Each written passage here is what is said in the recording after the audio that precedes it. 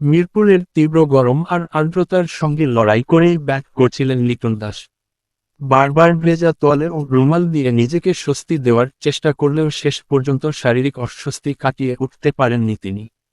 পায়ের পেশিতে টান পড়ায় ইনিংসের মাঝপথেই মাঠ ছাড়তে বাধ্য হয়েছেন বাংলাদেশের এই অভিজ্ঞ ব্যাটার।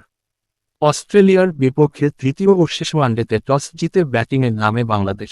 শুরুতেই দলীয় 2 রানে সৌম্য সরকারকে হারিয়ে চাপে পড়ে স্বাগতিকেরা।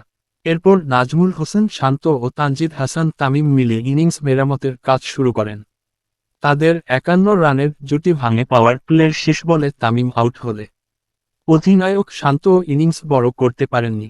50 বলে 24 রান করে ফিরে গেলে চতুর্থ উইকেটে জুটি গড়েন লিটন দাস ও তাওহিদ হৃদয়। শুরুতে ধীরগতিতে খেললেও সময়ের সঙ্গে সঙ্গে আক্রমণাত্মক হয়ে ওঠেন লিটন।